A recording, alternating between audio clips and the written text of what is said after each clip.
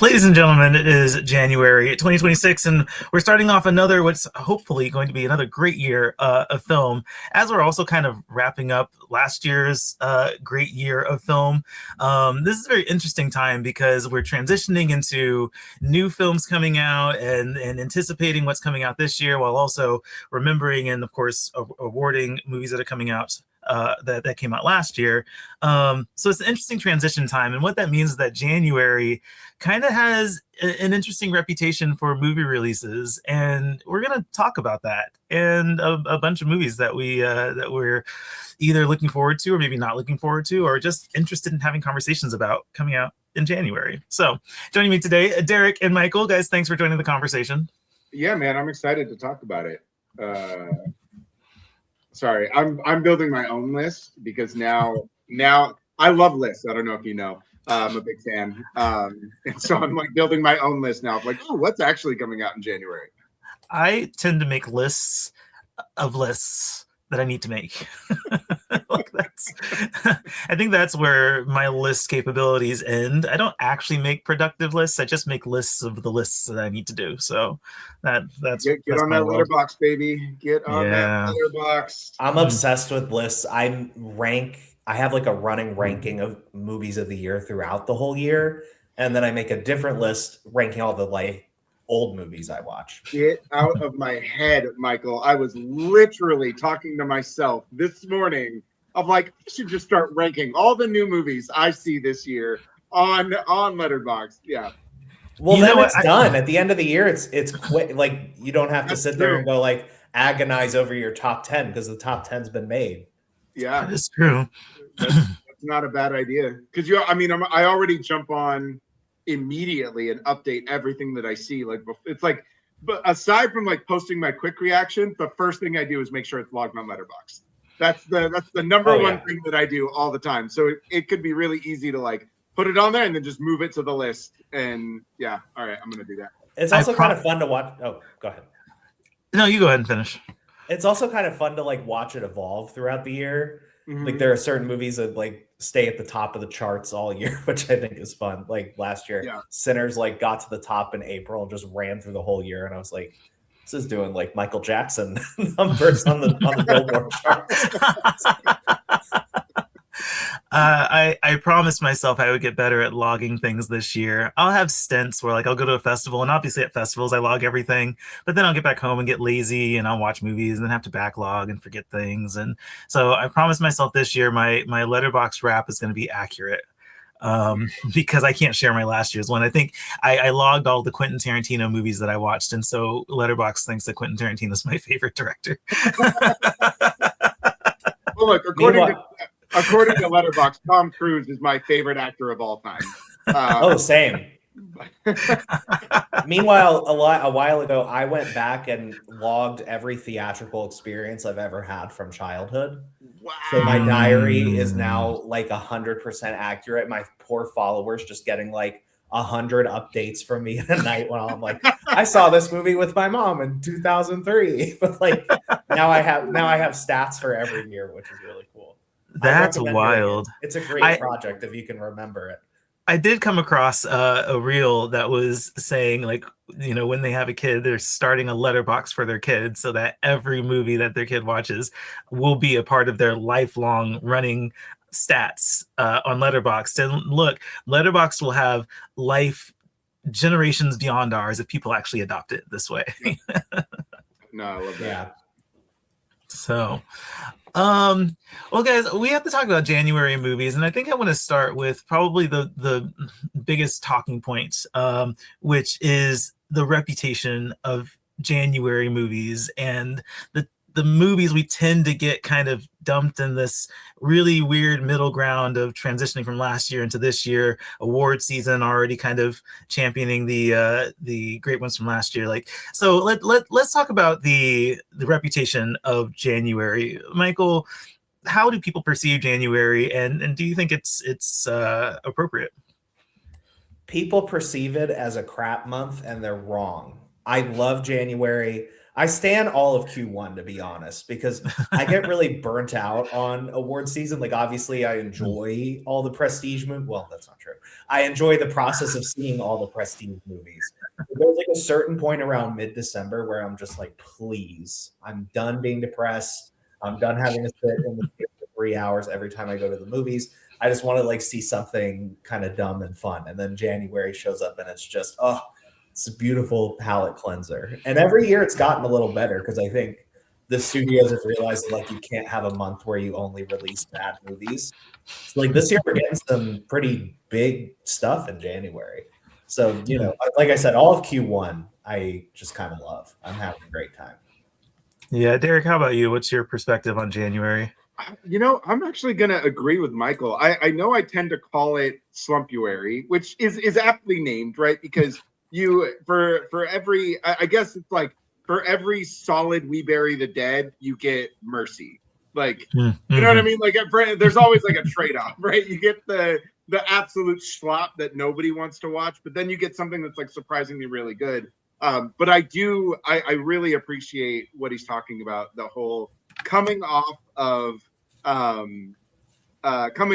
just the intense award season, that especially for you and I, Thomas, going from TIFF to you have VIF and then whatever we missed at NIF, and then you get FYC, and then it's literally just a whole quarter of nothing but heavy hitters, and that's a lot. And so when you get to January and none of these movies really matter, you just get to like watch movies to watch them. And that's a lot of fun. And we don't get that opportunity very often because so much of what we do has to feed into the award season, has to fit into critical reception. And we have to process all these things. And like, we don't get to have fun at the movies very often. In January, and probably even that whole Q1, we just get to have a good time. And that's awesome. I love it. I'm looking at it here. I picked out a bunch of them. I've seen like 19 of these already that are coming out in January. And it's a solid list. Like, I'm dumbfounded by how many of these, like some of these are like expanding, but it's a really solid list of films. And so, yeah, I think January is a good time for fun discovery. I think I agree with both of you. I don't participate in January as much as most moviegoers might. Derrick, what you're talking about with, going from TIFF to me doing VIF and then FYC, and then after that, I have to start preparing for Sundance. And the preparation for Sundance just takes me entirely out of the interest of going to the movies. It's a lot of work getting ready for a festival as big as Sundance. And so, yeah, I wish that I could engage with January movies more, but I think that there was a point where a lot of January movies, it was just a dumping ground for like, oh, we didn't have a better spot in the calendar, just throw it in January. Horror movies, January seems to kind of be the flagship month for that, this month included. The list of wide releases is dominated by thriller and horror movies this year, and so that's been a trend. And you know what, Derrick, I agree with what you're saying. Like, this is just a great time just to go to the movies and just enjoy watching a movie.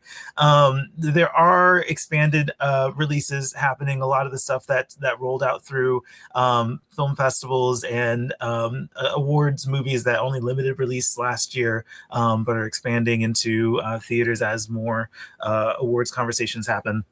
So I think there's a lot going on in January. I do think the Reputation deserves a little bit of a retooling, because I don't think it's just a dumping ground for bad movies anymore. I think there are actually really good things that can come out in January. There are also really bad things that can come out in January, but that's just how the normal calendar month should look like. And I think that's I'm going to keep throwing it under the bus. You're talking about Mercy. Just keep throwing it under the bus. No. I'm talking about the Mystery Movie Monday that happens to be an IMAX movie that we have no idea what it is. Okay. Guys, you heard it here first. If you're curious about the Monday mystery movie and it's the IMAX one, it's probably Mercy. So there you go. That's the news. They love to trick you into watching something awful. That's why I don't do those.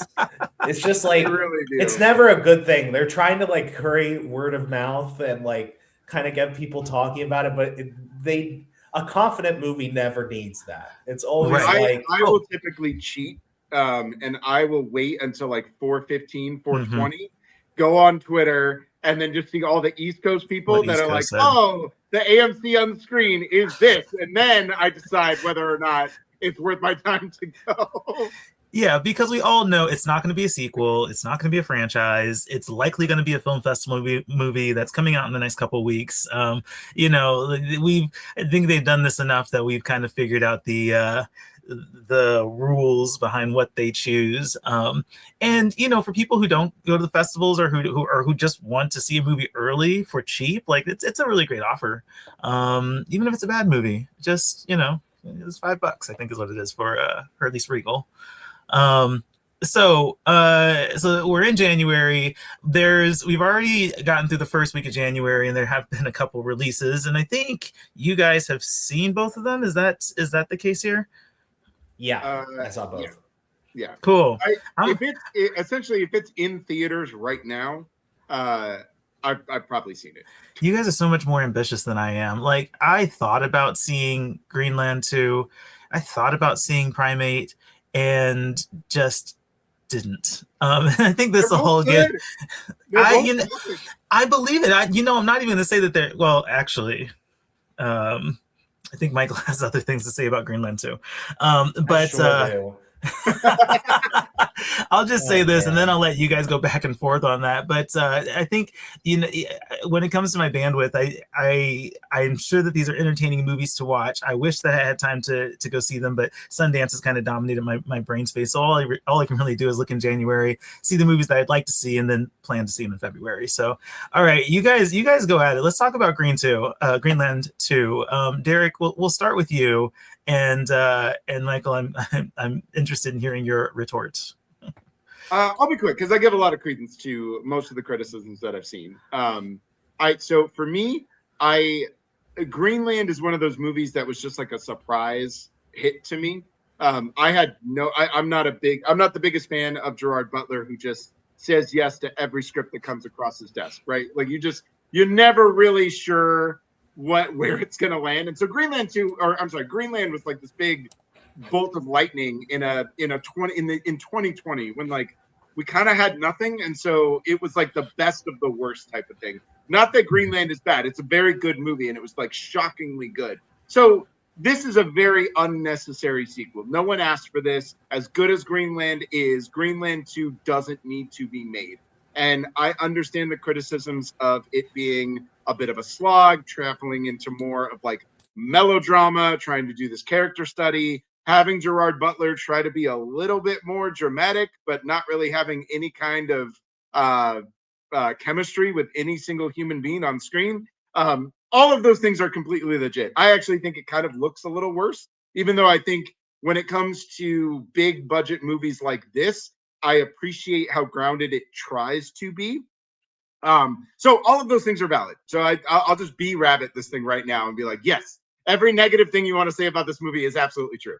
But for me, the things that I really enjoyed about it was how restrained it does try to be. I enjoyed the little bit of the slow burn. I enjoyed the journey, and I think the themes that it's trying to convey about survivability and what it means to survive and what it means to live, those things are just really profound for me, and I really gravitated towards them. Especially because, we live in the US and every day feels like a fight for survival. And we're kind of already in the apocalyptic times 5 years after the world has been destroyed. So watching them have this beautiful commentary about what it means to survive, what it means to live, why we do what we do. Those things just really resonated to me. And I think that kind of overcame a lot of the issues that I had. Yeah, I think that's a pretty good summary, pretty good analysis. Michael, what was your take? Love the first one. I actually watched it last weekend to refresh my memory, and I was like, wow, this is actually like a great movie. It's one of my favorite apocalypse movies, mainly because it really deals with the human struggle, both of the family and also the people they meet. Like, they're not just generic bad guys. They're more desperate people who are just trying to save themselves in a really hopeless situation. And there are so many scenes in the first Greenland that I actually think are like really moving. And I loved that about it. So very excited to see this one, even though you gotta love that the movie that helps you escape the headlines this week is called Greenland 2 Migration. Really helping me get away from what's going on in the world. And it's just give those marketers a raise. I know. Listen, every time I was like hashtag Greenland, it was like, this is trending, and I'm like, no, Greenland 2 is not trending. I trust it is not. Well, what's so funny is there's a new AMC pre-show that started this year, and the whole thing is just escape into the movies, escape. I'm like, girl, I don't know. So as far as this one goes, I just feel like they lost that human element, or at least the things they try to do that are similar to the original just aren't that interesting. The people that they come across, it's just like, oh, here's a nice old lady and she has a bunch of old people. And, it's a lot of kind of static stuff. And I think they rely more on the set pieces, like the crawling across the English Channel or going in the boat and avoiding the asteroid storm. And it just feels like, oh, and that like generic military skirmish at the end, just kind of doing nothing for me. But the main thing that I want to spotlight is that they recast the son. In the first movie, it was Roger Dale Floyd, who was outstanding. And one of the most moving aspects of the first movie is like, it's his family essentially who is dealing with this disabled child who has diabetes. And I thought that element like really figured into the story, and they did a great job with it. And this kid was great. In the second one, he's played by Roman Griffin Davis, who was in Jojo Rabbit as Jojo Rabbit. And as an adult, this guy sucks. He is so emotionless. And so, like, first of all, they mention his diabetes once, but like for the most part, it's like magically cured. He has no like struggles with it. They go, take your meds, and then he does. And I assume that he just has them and he's fine. Kind of crazy that they were able to replenish insulin in a bunker over the course of 5 years, but I guess he's fine now. And it's just a lot of like some of the stuff that happens later in the movie. I think Gerard Butler and Morena Baccarin are great. They know how to anchor these kind of stories. They're very, I think, emotionally tapped in. But then Roman Griffin Davis comes in and is like, "Dad, are you okay? What's going on? Do you need help?" Pretty It's spot just on creation. like it's actually. And then there's parts later where he has to cry, and it like looks like he doesn't know how to do it, and it's just like it's really upsetting. It's like I really can't stand when like just because a kid is good in a movie one time doesn't mean that as an adult those skills are going to translate. I really need this dude out of the rotation. This should be a DQ. Yeah, because everybody else is able to ground this movie and do great acting, or at least good. And this kid just I cannot stress enough how much he kind of ruined it for me. But I still don't think it's very good. And I also think this director, Rick Roman Wah, who is going to be reappearing later this month in the upcoming Jason Statham movie, is just not particularly good with action. But in the first movie, that didn't really matter. Oh my gosh.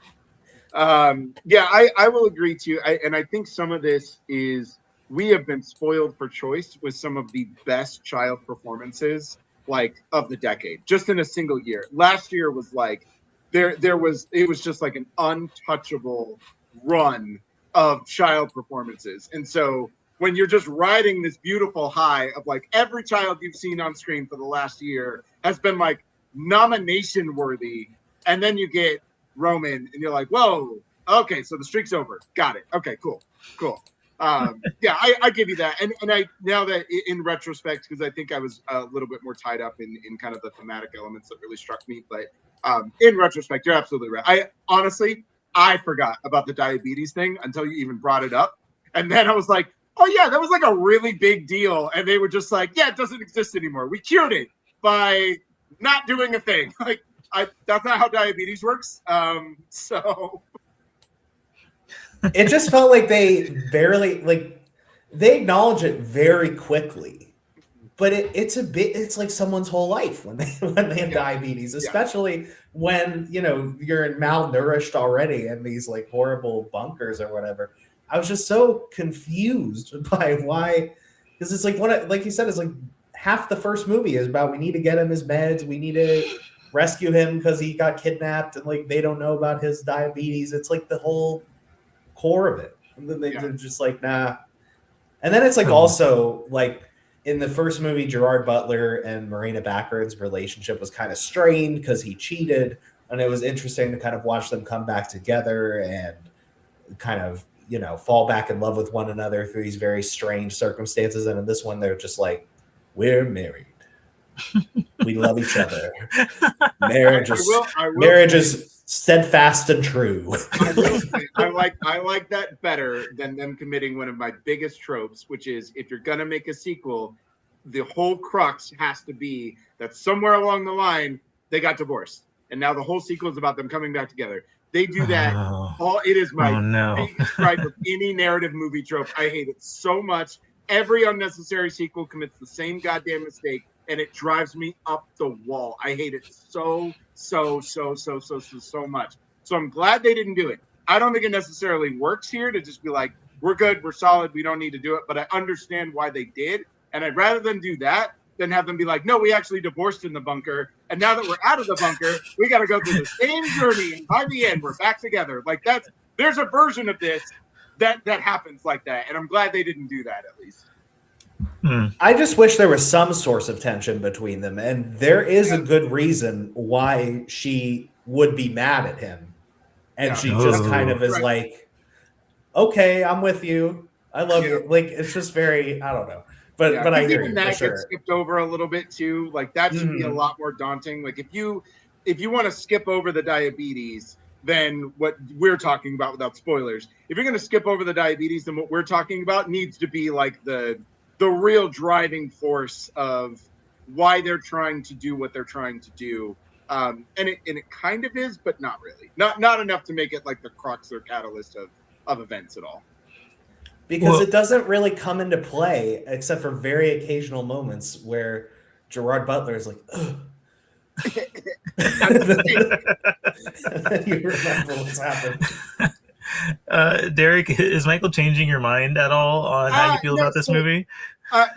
Only a little bit, because I didn't come in here guns blazing. Like I wasn't like, this is the best movie, y'all just don't understand it. Like I'm not like that at all. And I was more than willing to recognize the criticisms in my own praise of the movie, and really, again, to me, I just really leaned on the themes of what it was trying to do, and those things just resonated with me, and so it allowed me to forgive a lot of that stuff. But I came in at like a 3.5. This conversation can absolutely bring me down to like a low 3 when I start remembering these little bits and pieces. So it is changing me a little bit, but not so much. It wasn't like this is a 5-star banger and now I'm being talked into a 2.5. Like that's not what's happening. Mm-hmm. All right. Well, what about Primate, guys? Apparently that one was a little bit better. Talk to me. Here we go. Here's the 5-star banger. Is anyone going to talk Derrick down to 2.5? I love Primate. No notes. To me, Primate is the kind of movie you go see in January and just have a good old time. Like that's it. It is no frills, all monkey business, just down to brass tacks, doesn't waste any time, gets you in and out in a brisk 89 minutes, practical effects, stupid horror characters to jump up the body count, a great insane ape. The violence looks good, the sound design is good, it's funny, it's gross, it's terrifying. Like what they advertise is exactly what you get. And my favorite part about this whole thing, this is the last thing I'll say about this. My favorite part about this entire movie is the monkey is not a metaphor for grief.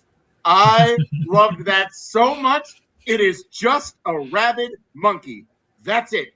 That's it. There's no other explanation as to why it exists. And I loved it. No notes. That was like the most fun. I know it's only like 11 days into the month, but that was the most fun I've had at the theater. I had such a great time with this movie. Primate's a blast. It's been a low bar for what could be the most fun you've had this year. So, I mean, that's true. You know, it's like early, but I had a good time. whatever works. I enjoyed it. I thought it was a lot of fun.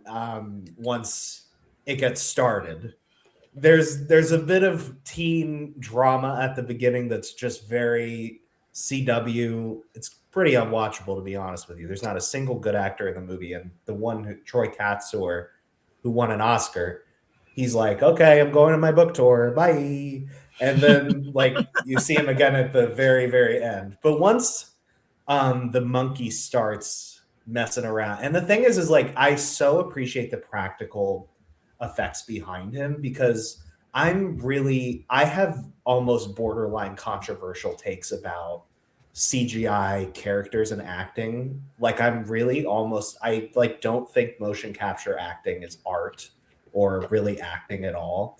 So like when you're trying to sit here and tell me like Andy Serkis deserves an Oscar for playing Caesar, I just like think it's nonsense. And I would say the same about Better Man, which was unwatchable despite film Twitter insisting it was like this incredible masterpiece, and it was just a garden variety biopic with a monkey. Oh, do you know? I'll defend Better Man with my life. I don't give a shit. People love it. It's just like I was sitting there watching Better Man for 2.5 hours, and then at the end, when he's going on stage and his dad goes on stage and he's like, "This was all about how my daddy didn't love me." I'm like, I got that 10 minutes in, but okay. But I really do appreciate the work of Miguel Torres Umba. I want to shout out his name. Yeah. Who is in this chimp suit doing really menacing, uncanny work, making this not really seem almost like a real chimp. Like it's eerie and kind of awkward on purpose. And I think that really works, especially when you get into kind of the centerpiece kill, which has sort of a Terrifier vibe almost. Mm-hmm. And I think that kind of falls into having a guy that's actually physically there in a costume. I think that's all splendid. I do wish, when you were saying you're glad the monkey's not a metaphor for grief, I completely agree. But I do think there could have been a bit more emotional heft behind, oh shit, our pet is attacking us and now we have to kill it. They sort of get on board really fast with like, we need to kill this lifelong beloved pet we have. Just like he murders somebody. So like I get that like it's survival instincts at a certain point, but I wish there was more kind of melancholy behind that. And also just the last thing I'm going to say, they're in the pool for too long. Yeah. He starts attacking them and they're right by the pool. Like it'd be one thing if like he starts attacking them in the house and then they run to the pool, but they're just sitting right by the pool and they're like, okay, we can hang out here and kill 20 minutes of runtime just kind of waiting around in the water. But otherwise, I think, it's a lot of fun and exactly what it's supposed to be, like you said.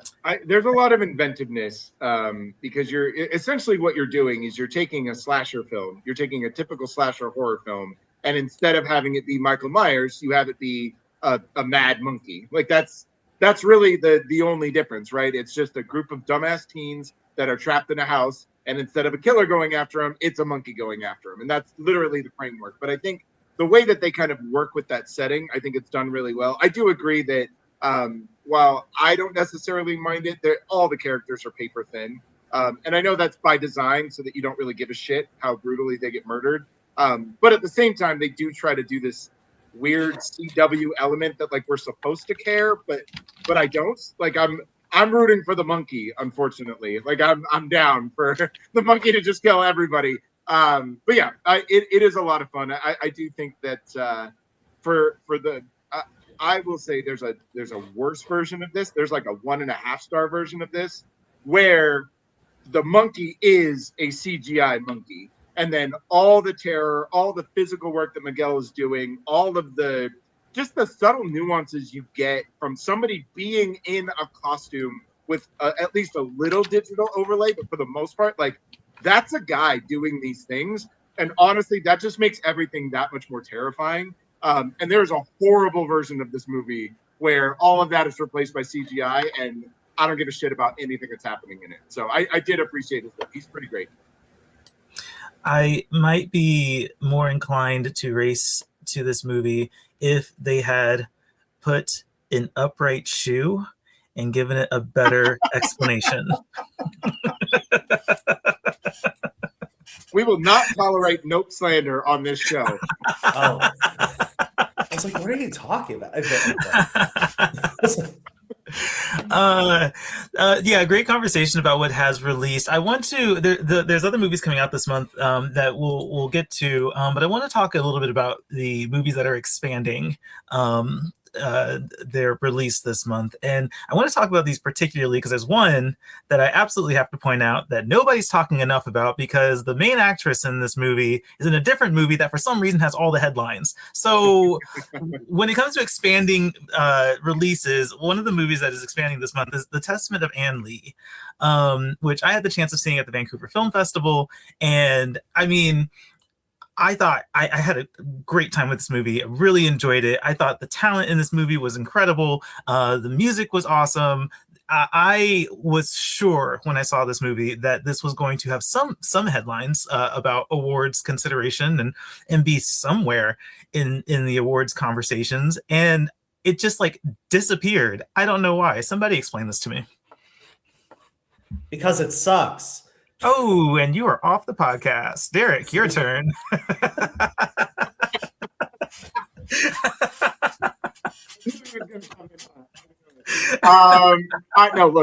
The Testament of Anne Lee is one of my favorite movies of the year. It made my top 10. This movie is coded for me. Everything about this movie is just the kinds of things I like in cinema, from how it's framed, how it's filmed, the performances, dealing with religion, having that overlay of music, like all of those things just are perfectly tailored to my cinematic sensibilities. I will admit that The Testament of Anne Lee is not for everyone. Like I saw it at TIFF, and it was pretty straight down the middle, where it was like there was nobody right in that 60-70% range. That was the worst 3 hours I've ever spent, or my God, Mother saved me. Like those were the opposites. There was nobody in the middle when we walked out of that screening. But for me, I kind of agree with you, Thomas. I just cannot fathom, especially because it's like Searchlight. They know how to promote a movie. Regardless of how you feel about the movie as a whole, you've got somebody like Amanda Seyfried who should be absolutely dominating the conversation when it comes to Best Actress nominees. And the complete erasure is just dumbfounding to me. Like the fact that more people talked about Emilia Perez than they did about The Testament of Anne Lee. What a crime! What are we doing? Did we learn nothing? Wow. So it's one of those things. You somehow managed to find the one point of praise that I agree with. That's like a baseline barometer, though. Like you can tell, like, well, at least it's not Emilia Perez. I mentioned that I saw it at TIFF. That was wrong. I saw it at TIFF. I don't know. Everything kind of blurs together, right?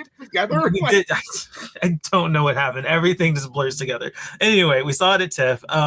And Michael, I'll go ahead and give you a chance to speak on this. I suppose I can allow that.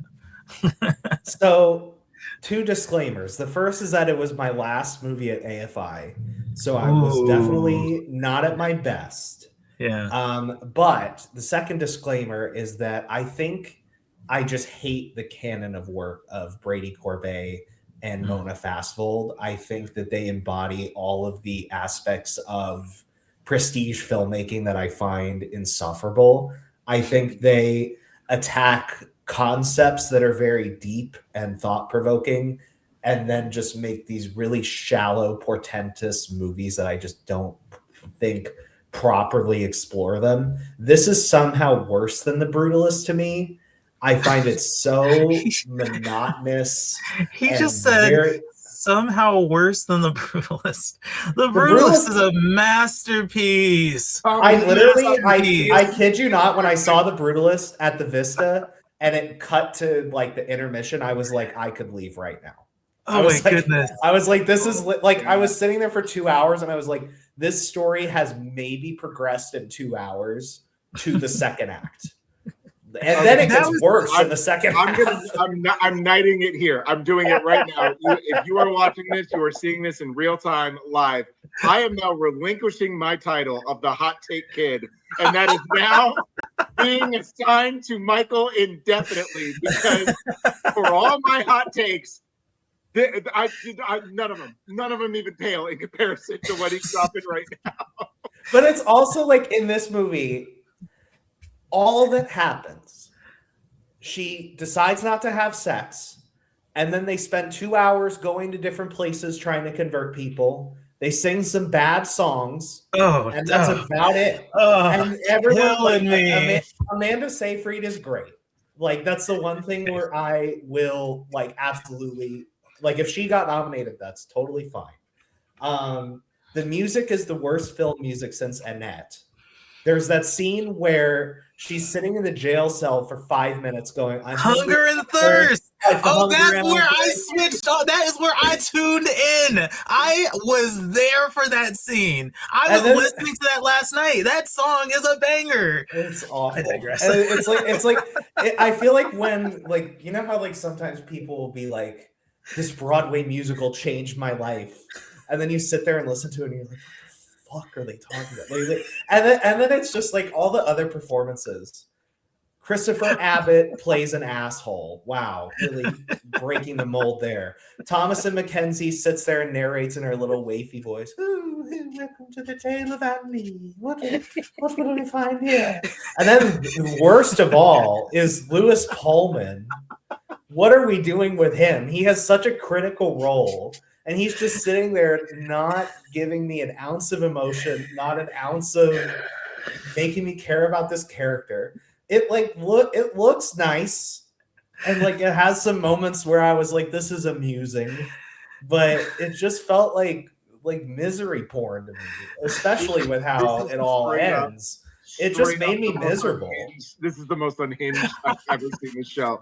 This is I cannot wait for you to clip this, Thomas.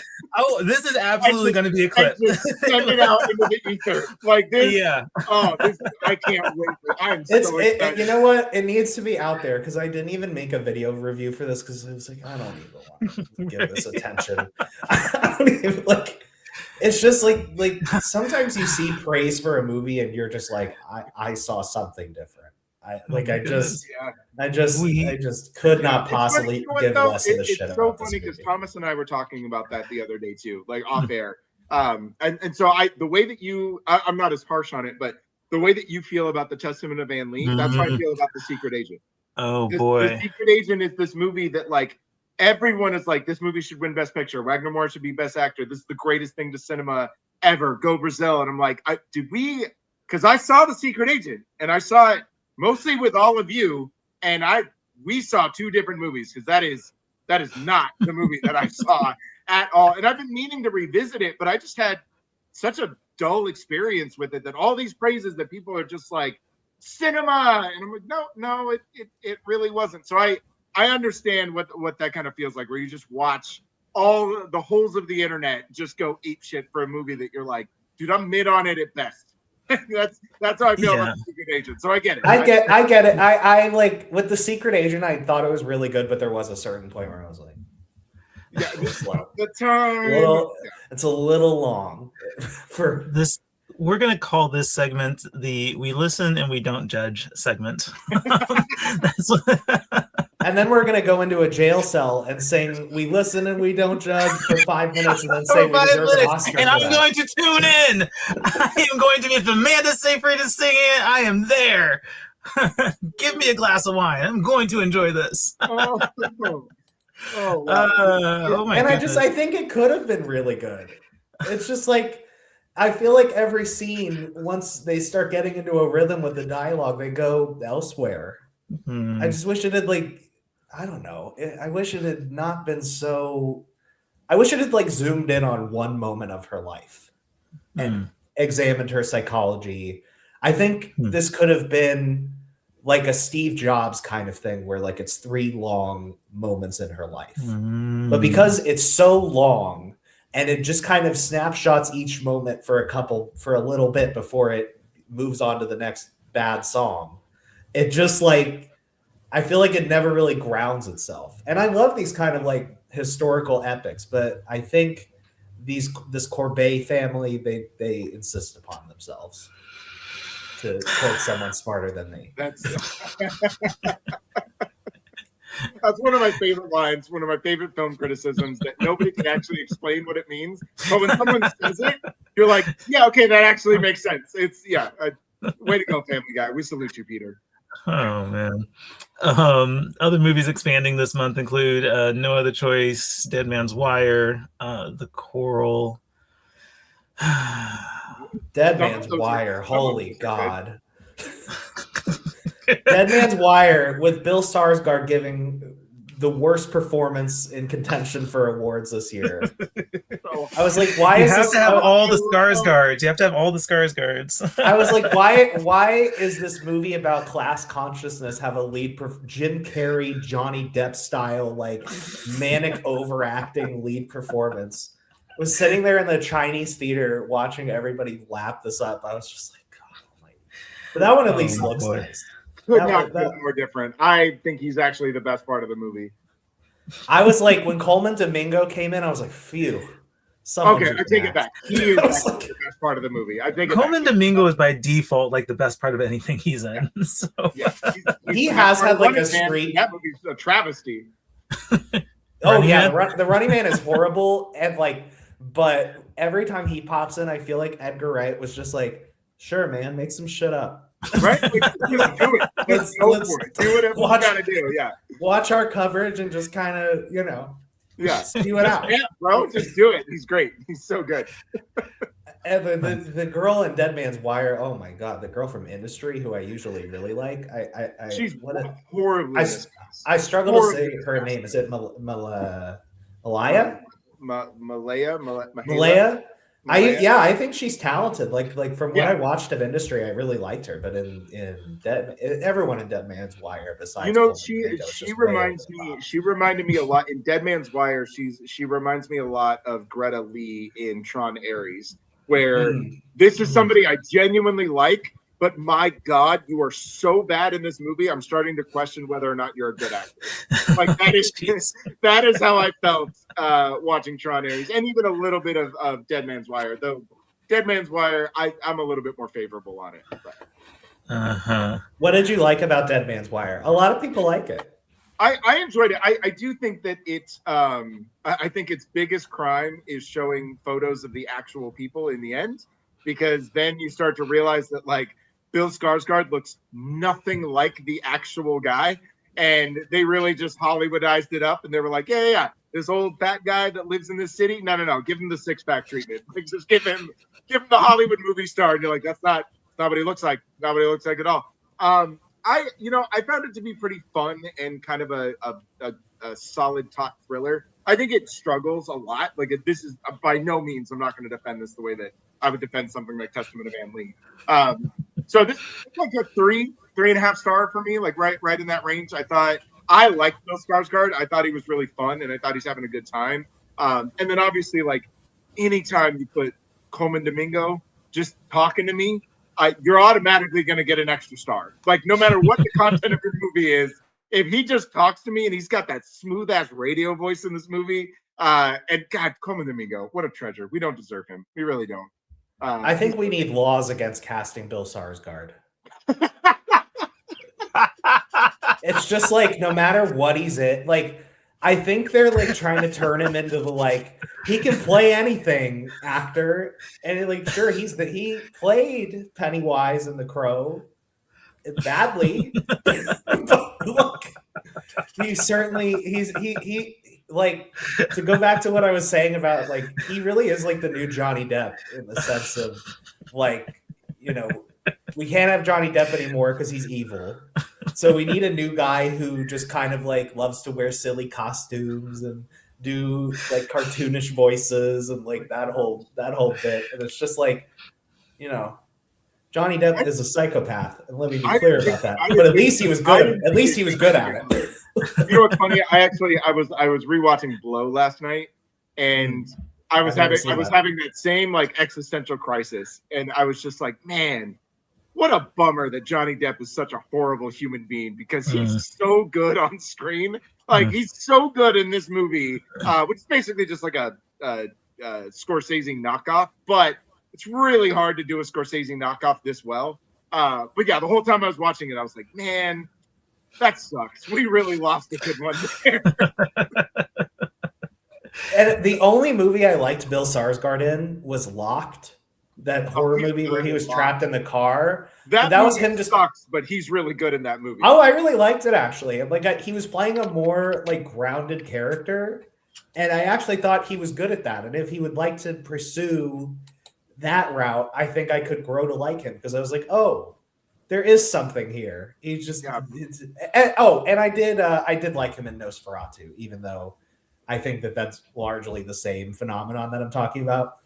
I mean, in that one, he did kill it. I can't wait for you to see what Caleb Landry does with Dracula. Have you seen Dracula? I'm not going to watch it because it's Luc Besson. But that's fair. I believe that's totally fair. But man, I would love to see your contrasted comparison to Bill Skarsgård in Nosferatu and whatever the fuck Caleb Landry Jones is doing in this Dracula Besson one. I'm sure I'll be like, you know what? He's not that bad, Bill Skarsgård. But yeah, it's like you probably will. In Nosferatu, I felt like he actually did transform. Like I was like, oh yeah, like he really disappeared into that role as Pennywise and God, what was the other one I just said? Oh, The Crow. I just felt like he was very much like, I'm Bill Skarsgård. This is me, and here are my acting choices, and here, look how talented I am. And it's just like you're somehow a scary clown in a scary clown movie, and you're not scary, huh? I'm gonna very I'm gonna throw out there that I actually really liked him in Boy Kills World. So there's that. Oh, I didn't see that, but doesn't he not talk? Yeah. Yeah. Oh, that makes sense. You know what? I would be more mad at you about that criticism, but I've even realized, like with actors like Ryan Gosling, I like Ryan Gosling. I'll turn up for his movies, but I found that his acting is best when he's not talking. Oh, I disagree. Like my favorite performance of his is The Nice Guys, where he's just like in live wire comedic role. No, that's good for sure. I think I don't know why we didn't get a million buddy cop movies of him and Russell Crowe. Oh, I know. In any instance, because they are. I don't care for The Nice Guys. I don't think the movie itself is that good, but I could literally watch those two just do whatever they want for however long you want them to do it. Like they should be the pinnacle of buddy cop because they are so goddamn good together. There's a movie that's I think in pre-production with Ryan Gosling and Will Ferrell called Tough Guys, and I was like, now you're just taunting me. Yeah. Right. Now you're just bullying me. Oh man. All right, guys, listen to the last segment of this conversation, which is movies that have yet to come out in January. And this goes kind of back to that point that I made where January has seemed to become a flagship month for horror film, which is kind of what we have left coming out. If we want to stay on the negative train, we could jump into Mercy. And I think that is that action thriller? Like what kind of movie is that? It's like a bottle, like pseudo sure. screen life movie about like I think Chris Pratt is like stuck in the AI court for most of it, but it's like we're gonna see flashbacks of like all the different actions he did, or whatever. I mean, it's Minority giving Report for AI. That's what it is. It's Minority. I mean, it's giving kind of source code for me, like knockoff source code. Oh, absolutely. Yeah, 100%. Source code is a banger. Absolute banger. Yeah, what happened to Duncan Jones? He made Moon and Source Code and was locked in. Yeah, and he made Warcraft, which was awful. And then he did that Mute with Alexander Skarsgård that was even worse. Oh, that was bad. Well, he has a new movie coming out this year. Does he really? Does he really? Well, it says post-production. What is this? Rogue Trooper? I don't know what this is. That already sounds not good. Yeah, so there's Mercy, and then the only other like non-horror movie that's going into wide release is The Moment. Okay. Which I don't know if anyone's excited about. There's also some other ones on here. So like Send Help, which is another horror thriller with Dylan O'Brien and Rachel McAdams. Directed by I Sam guess what I'm getting Raimi. at is we're gonna end this conversation on horror movies because I think that's really what we have left. Well, I and think there are a couple non-horror movies to shout out. Yeah. There's I just learned about this today actually. All You Need Is Kill, which is an anime of the manga that Edge of Tomorrow is based on. Which I'm not seeing anybody talk about, but it comes out this week. Maybe it'll be good, maybe it won't be, but it might be worth seeing at least. And then Jason Statham and Shelter. Anytime Jason Statham's just doing the same shit, I'm gonna be in the same seat. Give me. I just recently saw a trailer for that, and I was just like, "Oh my god! You could have just shown me the trailer for A Working Man and just called it Shelter, and I would not have known the difference." It's actually more. It's actually more like Homefront. Yeah, not to mansplain Jason Statham to you, but it's actually more like Safe and Homefront because he's protecting a little girl, or even the original Transporter. Yeah, we already know that you're just going to make the same fucking movie over and over again. So can you just give me Beekeeper 2 already? I don't need. I can't wait. But what do you think Shelter is? Shelter is probably Beekeeper 2. Come on, let's No, there's an actual Beekeeper 2. There is. And listen, I'm going to watch Shelter because I stand for Jason Statham, even though he lets me down time and time again. I will be seated. Michael's absolutely right. Like, I'll shit on it all day long, but I'm gonna be there. Like, we're silly. We're not. But the whole time, I'm gonna be sitting there and being like, just give me the Beekeeper 2. Whatever you're doing here, just make it the Beekeeper 2, please. Well, the Beekeeper 2 is directed by the guy Timo Taijanto, who made The Night Comes for Us. Oh, so we're gonna be spoiled with the Beekeeper 2. Go. Wait, didn't he also do Shadow Strays? Yes. And he did, which was awesome too. And he also did Nobody too, which was not the best. But which is not the best. No, let's you know, you can't do all greats. You gotta for sure. I think like working with Jason Statham, who's actually like Nobody, I feel like was doing a lot of cheating with Bob Odenkirk, whereas Jason Statham, I think, is on the level of the typical like martial artist Timo Taijanto usually works. He can handle the Shadow Strays, right? Yeah, like, for sure. Handle that kind of violence. So okay, that makes me really excited for Beekeeper 2 now. But he's in pre-production for a movie called The Last Train to New York, which just sounds like the American version of Train to Busan. It is. Oh, it actually is remake of the 26 Korean film Train to Busan. Oh wow! I know he's also doing the Sleeping Dogs movie. Oh yeah, doesn't that come out this month too? No, Sleeping Dogs is that's something else. No, that's something else. Sleeping Dogs is the movie based on like the video game that's like very influenced by like John Woo and like that kind of thing. The heroic bloodshed movies, and Simu Liu is going to be in it. Oh, okay. Yeah. Well, he's fine. He grates me every time he talks. What's interesting is that like I thought he was really good in Shang-Chi, and I was like, hey, I thought he was too. This guy's like really charismatic. Like, what a great find. And like, there was a bit where he was pretty annoying. And now every time he talks, I'm kind of like, you're kind of based. A little annoying, but you're kind of saying some hot shit, to be honest with you. So now I'm pro, even though, we'll see if he can hang with Timo Taijanto. I'm gonna just do a quick run through of some highlights of just like some ones that are like either in limited release or expanding.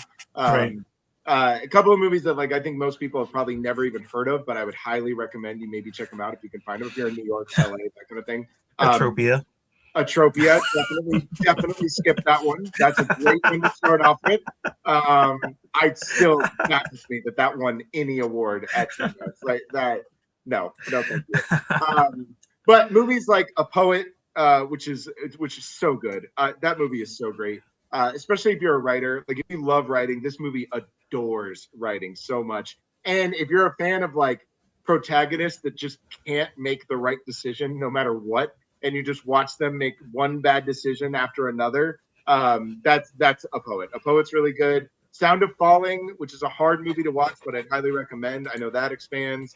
A Useful Ghost, which I think is really, really solid. That's a strong directorial feature debut. A Private Life, which is Jodie Foster doing French really well, surprisingly, which I actually really enjoyed. All That's Left of You is probably one of the best Yes, talk movies about of the it. year. And that's another one. Like, in addition to The Testament of Van Lee, that's another one that not only is no one talking about, but it like barely made the short list, and it's not even going to come close to a nomination. And it is like by far, it's in the top 5 of international features, like by far and away. It's not even close. So please see that movie, because you won't really be able to. And then Zodiac Killer Project comes out on VOD. I highly recommend you check this out. So this will be the last one. I have a bunch of others, but I'll leave it at this. But Zodiac Killer Project, when I started it at Sundance, 20 minutes in, I was like, I hate this, and I just turned it off. I did too. Oh, okay. Yeah. I was about to say, like, that did not hold my attention for the 20 minutes that I watched it. It didn't at all. And some of that was because I had no idea what it was. Mm-hmm. And so when it came up again during FYC, I was like, oh, you know what? Let me just give it a shot. I'm in a better headspace now. I kind of know what this is going to be. And so once I fired it up, I was riveted, man. I was so into it. Like, once I got over that initial hump of like that first 15 minutes to be like, oh, it's just going to be this guy talking the whole time. The longer it goes, this movie is to the Zodiac Killer Project is to true crime what Dewey Cox Walk Hard is to music biopics, because I physically cannot watch a true crime documentary anymore without constantly thinking of the Zodiac Killer Project. That is how well it dismantles the entire genre and just deconstructs it completely. And so now I'm watching these like stupid ass Netflix documentaries, and I'm like, oh, that's evocative B-roll. Like I know exactly what it is now, and it's absolutely wild. So if you want to just kind of like ruin a genre and expect the genre to do better, absolutely watch the Zodiac Killer Project. It's a great doc. I came around on it big time. So all right, I'll shut up. Like I said, I've seen like 20 of these already. So there's a lot of other ones too. Yeah, there's a bunch, but we're going to wrap up here in a few minutes, and we can't wrap up without talking about the one big one this month that Derrick has in his background that somehow hasn't come up yet. But Mike will fire off a couple that he wants to highlight, and then we'll get into the Bone Temple.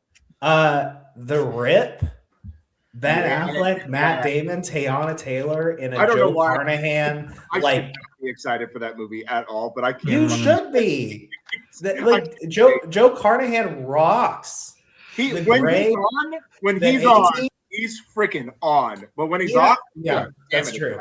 He's made a couple movies with his brain removed for sure. But this one really seems like it's like locked in, and like the trio of Ben Affleck, Matt Damon, and Teyana Taylor is so exciting to me. Yeah, if it's got Smoking Aces energy, I'm all for it. For sure. Yeah. And then Return to Silent Hill is the other one I wanted to point out for the. I'm not a fan of Silent Hill in general. Just even like the games never really struck me, and I'm not really familiar with the lore.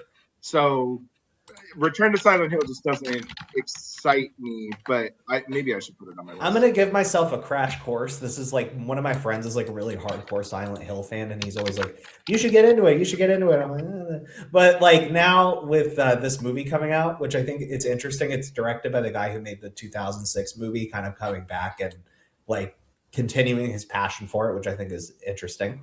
And it's also distributed by Cineverse, who did Silent Night, Deadly Night, and Terrifier. So I think it's going to have a bit of kind of an indie sensibility that I think is kind of exciting for a big IP like that. So if I do a crash course, just real quick, if I do a crash course, should I just watch the Silent Hill from 226, or I'm sorry, from 2006, or should I like do a Wikipedia Cliff Notes? I think I've heard the 2006 movie is pretty underrated. Okay. I'm going to finally see it. And then I know the movie Return to Silent Hill is based on Silent Hill 2, the game, which just had a remake come out. Okay. All right. That gives me a framework. I like to do research. I like to explore different avenues of cinema. So yeah, I'll check it out.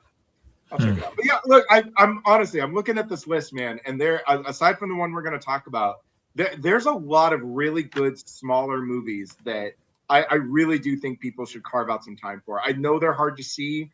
And I know the idea of like either VOD or like if you don't live in New York or Los Angeles, you're probably not going to be able to check a lot of these out. But man, this list for a January list. I'm actually shocked at how good it is.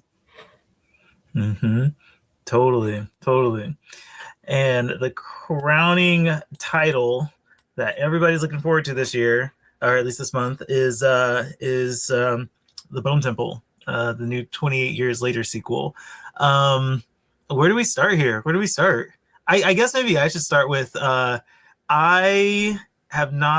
not quite as high on 28 Years Later as most people are.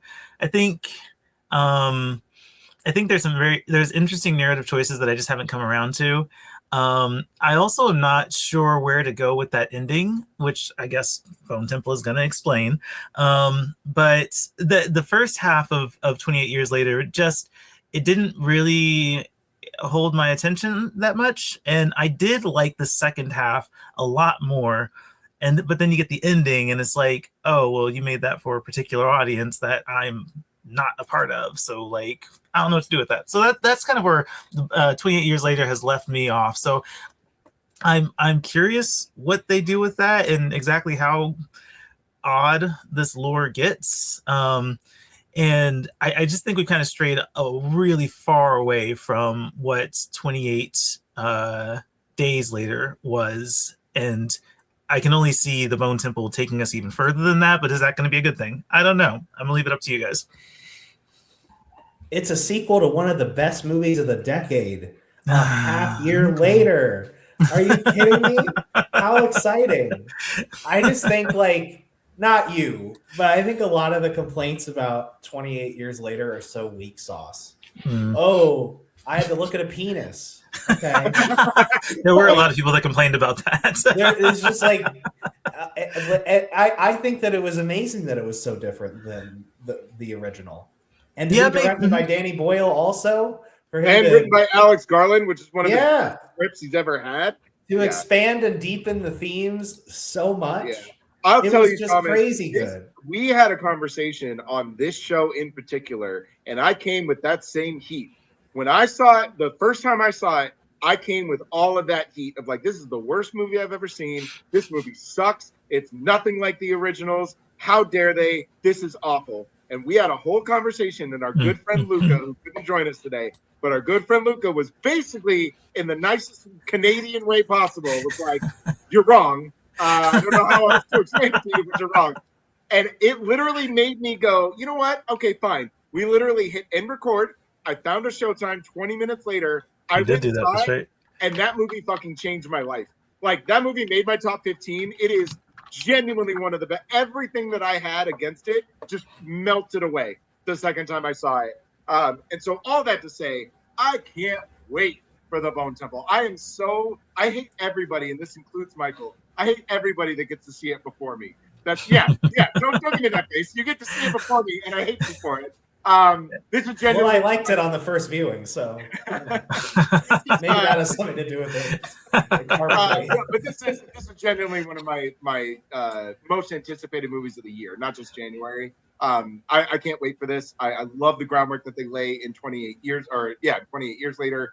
Can't wait for the Bone Temple. And aside from everything, dude, Nia DaCosta is directing this movie, and true. I will stand for my girl. Like, whatever she wants to do, sign me up. And I cannot wait to see what she does with this genre. Can't wait.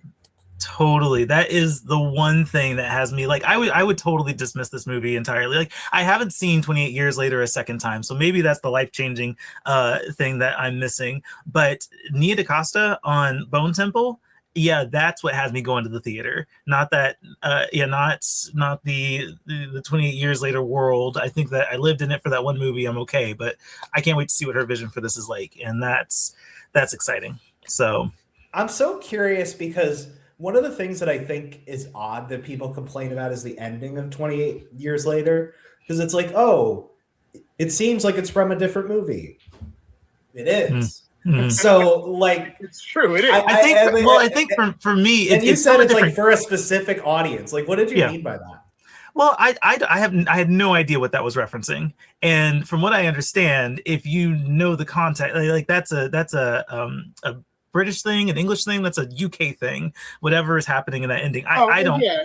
So what you're talking about is you're talking about the very, very obvious comparison to Jimmy's was it Sabi? I had no idea who that was. A real life serial what is going killer on right now? Yeah. A real life rotten bastard, if you really want to get into it. But right. I would say, even if you didn't know that, it's pretty obvious that, like, I don't know. For me, I understand the jarring juxtaposition of, like, we just had this beautiful character study of grief and this life affirming thing, and now all of a sudden we've got tracksuit ninja Teletubbies.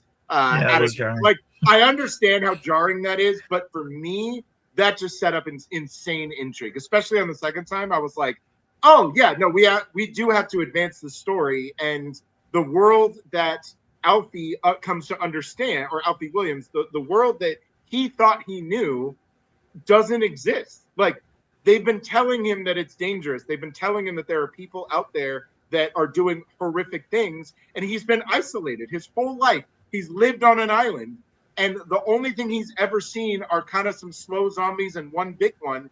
And now all of a sudden he's getting introduced to a world that he never knew anything about. And that set me up, dude. Like, I was ready, like, fire Bone Temple up right now, because I'm excited for it. Yeah, I also am like, there's psychopaths in a zombie world. Right. Do you just want them to do the military again? Because we did that in the first movie just as well as anybody possibly could have. See, and I don't think I see it as a criticism, because I've never said, like, why would they, like, this is so out of place, it's inappropriate, they shouldn't have done it. Like, I think I just didn't understand it. And this could be a case where, and I use this example all the time, Dune Part 1, I hated Dune Part 1. That movie worked on. We've had this conversation. That movie worked on my nerves for 3 hours, and I spent 3 years thinking, I don't know how I'm going to like that movie. And then I saw Dune Part 2, and now Dune Part 1 is incredible. Yeah. In conjunction with Dune Part 2, right? I literally almost didn't see Dune 2. I was like, I'm in open rebellion. And you know what? And I don't blame you for that. I didn't want to see Dune 2. Like, Dune 1 put me through 3 hours of, like, what are we doing here? And so, I did go see Dune 2, and Dune Part 2 is so incredible that it entirely justified Dune Part 1. They should have just made one 6-hour movie so that I didn't have to spend 3 years, like, loathing the fact that I saw Dune Part 1. When Messiah comes out, I'm sure we'll get the 14-hour extended edition on Blu-ray. So I don't even know if I want to see Messiah. I'm good, right? I'm good. Dune Part 1 and Dune Part 2, right? Yeah, I think Dune Part 2, not to make this a Dune podcast, but right. I think Dune Part 2 is going to be the peak. I think because from everything that I've heard from people that, like, die over these novels, Messiah is fucking weird. Like, it gets weird. And I don't know that we need, like, a great high octane action movie sandwiched in between boring political discussions and weird space drugs. Like, that just, I don't know. That's a strange trilogy in my opinion. That gets me excited, though. Like, maybe it'll be like the trip scene in Fire and Ash, if it was Fire and Ash. The greatest 5 minutes of that movie. That was the best 5 minutes of that movie. I would rather, my thing with the first one is it was like watching a TV pilot. Like, it was just generic. Oh, so, totally. Like, if three wants to get a little weird with it, I'm here for it. And it's got Robert Pattinson. That's fair. That's fair. If Robert Pattinson's playing a shape-shifting villain, that's going to go crazy. Right. But the point being, how we got onto that is, like, it is entirely possible that the Bone Temple totally changes my perception of 28 years later.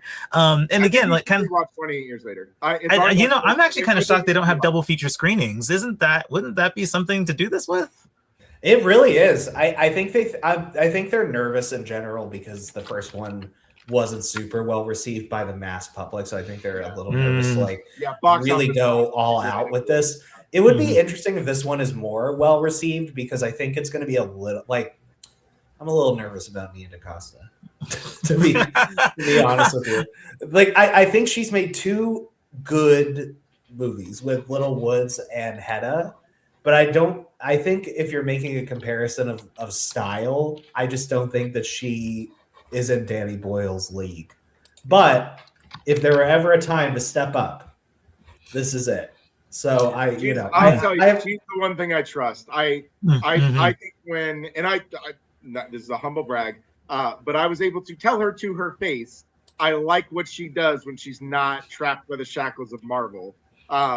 Yeah. And I think those things really hold. I think those things really hold her back. I think I think Candyman, she's trapped by just. I don't even know. I don't know what Candyman was. I actually think Candyman is really well directed and it looks amazing. I just think it's a bad movie. Yeah. The Marvels is unwatchable, but I don't necessarily blame Nia DaCosta for that. They put her on the cross for the Marvels. I don't really hold that against her. Right. Her influence on that movie. Yeah, her influence on that movie is she's just a seat warmer, which is what they do now. Like these directors have no creative control whatsoever. They're just there to warm the seat, keep things in budget, and move the machine along. So I don't blame her for that. I think the only blemish is Candyman, but I do think it shows a lot of directorial flair. But my hope is that it has any of that style and passion of Hedda and Little Wood, and she's able to apply that to the Bone Temple.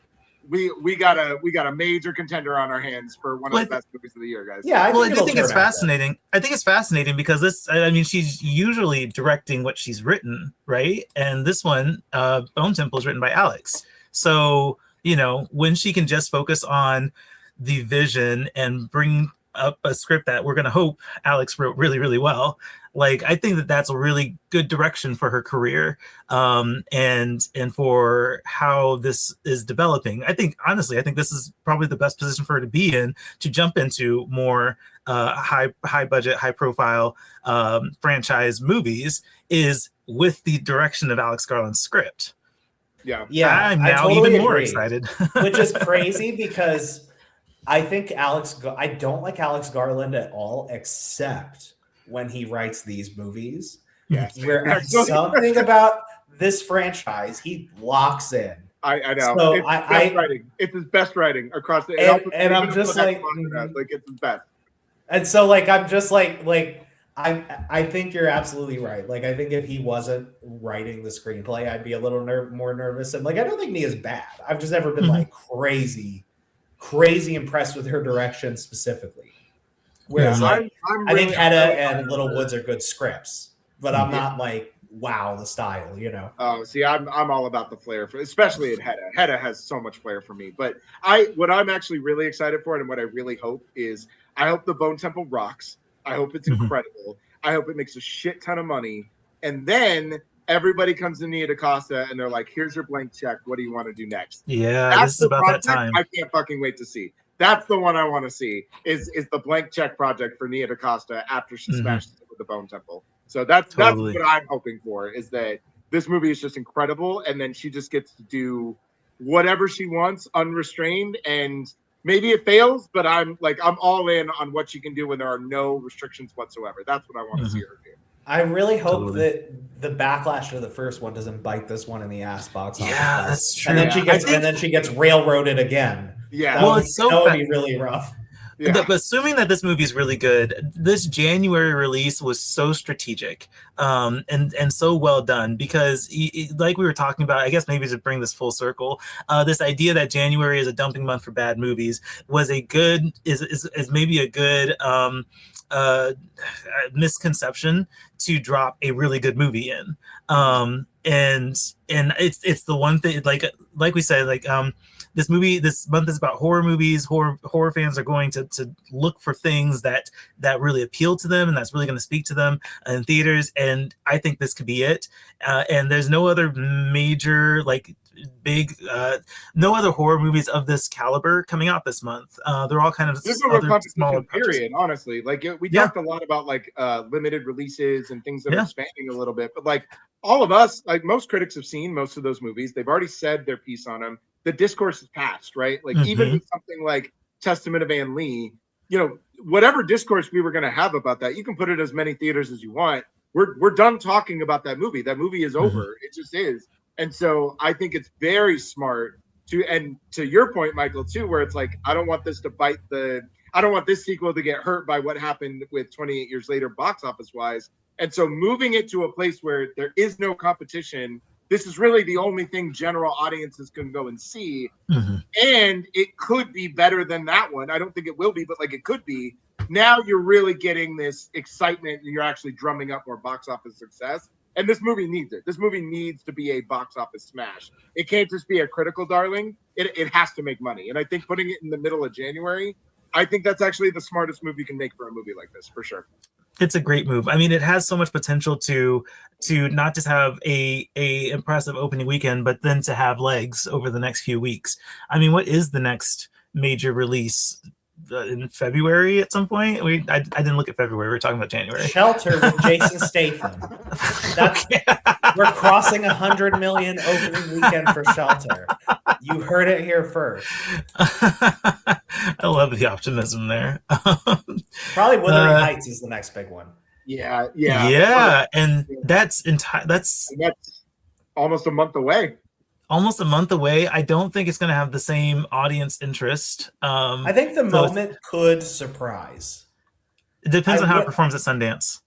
I think Sundance is going to really indicate how that's going to work. But like I do think there's a world where we see like, oh, the moment made 25 million opening weekend. But yes, the reviews I think have to be good, and that's so like the next up in the air. Shadow and the President's Cake both come out in limited release in February. What a banger weekend. Okay. Oh, February is a month. Kokuho expands release in February, and I'm going to set up a podcast about February releases specifically so we can talk about Kokuho. I'm not looking forward to it's Wuthering Heights. That's it.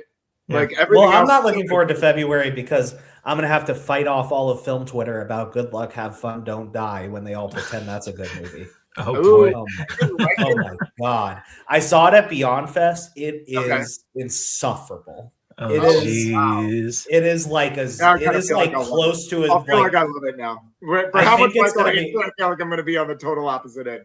I think it is guaranteed to be in my worst of the year list. Woo. Wow. And I think that if Gore Verbinski didn't direct it, it wouldn't get into any festivals. Like it is, or get any positive reviews. People are going in like, oh, Gore Verbinski hasn't made a movie in 10 years. And after this, it needs to be 20. Yikes. Yikes. There will be a lot to talk about in February, and I actually think that that's a really great place to wrap this conversation up about our January 2026 roundup. Derrick, Michael, thanks for joining me in this conversation. Any plugs? Anything you guys want to plug really quick before we take off? No, just check out all my review stuff on nerdbot.com. Great website. Got a ton of reviews. I have 3 or 4 already just this year, working on a capsule for some of the stuff we just talked about on the show. Obviously, I'll have Bone Temple out, and then it's all Sundance, baby. It's Sundance. So definitely check that stuff out for sure. Yeah, Michael, what about you? I know we have your review of Greenland 2 that is now published after promoted on social media. Anything else you want to plug? King of Burbank, TikTok, Instagram, Letterboxd, all the places, Twitter too. Reviews on ForReel and Film Obsessive. And that's about it. Yeah. Hey, look, guys, support your hot take kings. You're gonna have to like divide and conquer us because I think having 2 hot take kids on one show I think it's a little much. My thing is like I don't try to have hot takes. Like it's not like it sounds very genuine. You are not forcing that at all. I'm gonna hate. I don't go in like I can't wait. I want to like every movie, but there's just something in my brain that's just like so often like what the fuck am I watching? It's okay. I don't think you haven't been a part of our conversations about Twin Lists, which goes to streaming this month, by the way. So it's going from VOD did you not like it? No. Hated it. That's a conversation for another time. Yeah. My friend hated it too, so I did like it, but I have literally been trying for an entire year to get this man to like this movie, and he fucking refuses. I can't. I tried rewatching it the other night. I can't. Anyway, we're gonna end on that note. Thank you all for tuning in. What do we talk about next week? Bone Temple. We'll probably be talking about Bone Temple next week. Yep. So check us out next week on ForReel, where we talk about 28 years later, Bone Temple. Thank you, everyone.